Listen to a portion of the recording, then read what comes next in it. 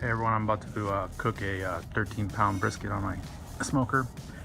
First thing I gotta do, it's been about 4 or 5 times used this without cleaning it out, so I want to go ahead and clean out the pot and make sure that I can handle a 15-hour cook. So that's about what it should take to cook this brisket. So use a shop vac, pull off everything, and it doesn't take very long. And like I said, I've already used it about 4 or 5 times without cleaning it out, so it's about time. All right, took out the grates. So it still has the shield in there. You can see a little buildup of stuff that's been on there. So I'm just gonna use this Weber brush, which I love this thing. I've had it for about 4 or 5 years, and cleans all my grills and grates and has no problems, hasn't worn out, and it just works great. For 10, 12 bucks, it's a great investment instead of all those other ones that I've used before and they only last a couple times.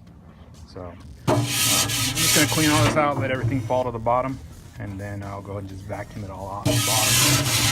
So, okay, I brushed off most of the buildup that was on there.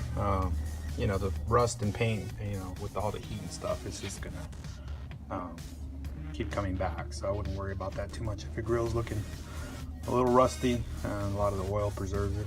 So I'll go ahead and take this shield off and then go and finish vacuuming up the bottom there. All right, I took off the shield. So all the gunk and stuff I took off the top of the shield, plus the ash that builds up down here. You can see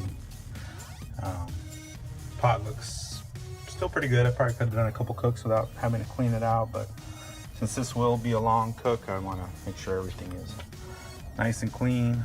And okay, I'm gonna go ahead and use the shop vac and just vacuum that all out, and we'll be ready to cook after that. So okay, I used my shop vac, cleaned it all out in here. You can see all the ash has been taken out, and all that the grut that I took off the top of the shield is all gone. Makes it for a very quick cleanup. Pot's empty. You can see the igniter there. I'm gonna go ahead and throw some pellets in there before I cover everything up, so that when I start it up again, it can just it doesn't have to prime up to get started.